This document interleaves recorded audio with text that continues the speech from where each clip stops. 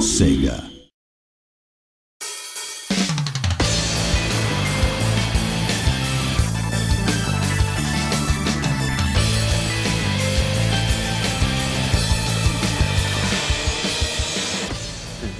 I joined Sega in 1993, so I'm going on my 19th year. Sega and Namco were the two giants back then. I applied to both, but just happened to interview with Sega first. I joined Sega a year before Osaki in 1992, so I'm in my 20th year. So the one project we worked on together side by side in the early days is Daytona USA, and since then, we've been a team. We constantly ask ourselves the question, in combat, what feels good? How does it feel? And I think the response has changed over time. To put it simply, we want the player to feel the character's pain. For example, when you do a roundhouse kick, your opponent goes in air. That body is pretty messed up with its face looking one way and the body facing the other direction. In real life, that would never happen. We were convinced that those motions would enhance the overall experience and increase the level of satisfaction when playing. That was and still is important to us. At the time when developing VF1, the number of polygons we were able to use was very limited. I mean, compared to what's possible today.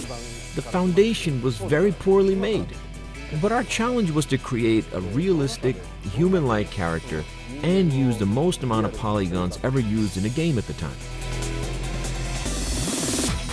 Before Akira existed, I was working on a character called Siba. I liked him. He had a very unique look. Then one day, Siba disappeared and he was replaced by this character named Akira, wearing a white martial arts uniform.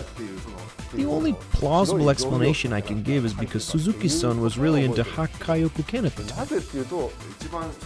I was told he replaced Siba with Akira because Siba ranked low in our playtest results. Rather than balancing the roster of characters, we put more emphasis on the elements that would make the characters cool and fun. The main concept behind VF3 was to have the players move around freely in the 3D field, so we added the fourth button to allow for that movement. In VF4, we ended up assigning that to the joystick instead. Adding the fourth button was fun in a way, but it was still pretty difficult for the players to handle. We came up with a tug-of-war-like mechanic where two characters would be linked together at their wrists. For example, when they're far apart, one would be able to snatch up the other, or you would shoot your opponent up in the air. We actually spent a significant amount of time and worked on it, but it didn't make the cut. One of the reasons why we didn't include Taka Arashi in VF4 is the motion system. We simply weren't able to express the character in the ideal manner. Another reason is we were pushing overall for a fast-paced, speedy game for VF4, and his character, due to his size and movement, felt somewhat out of place. We added him back in VF5R, and by that time, the technology we had supported the motion we wanted to express. So kind of like what I have here, my chubby belly and whatnot, we were able to create better movement for this large-size sumo wrestler. But the animation used for Taka Arashi's shadow when thrown is different from the other characters. Obviously, because he's a heavy-set character, we wanted to make sure that was expressed, and we created his own animation set for him. That itself was pretty challenging. When working on VF4, we just didn't have the workflow in place to create it. But by the time we got working on VF5, we had the right technology, and giving special care and treatment just for Taka Arashi wasn't an issue.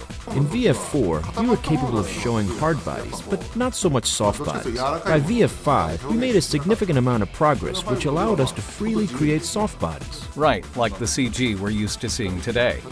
But I can't think of anything where I felt so strong about something and didn't make a game. As a team, we would come up with various concepts and ultimately decide which ones fit the game. With characters and stages, I don't think we stressed too much over which ones to use. It was a pretty straightforward process. In the end, we wanted to make sure our characters and the moves were easy to understand. So, for example, Jai-Kundo, Chinese Kempo, professional wrestling, and having a very well-built male character, a female character, and so on. Well, the good news is that this console release will be exactly the same as the last arcade version. It's actually a rare occasion because in the past, the overseas version of the games were a slightly older version of what was running in Japan. So I hope everyone is ready to take on the challenge.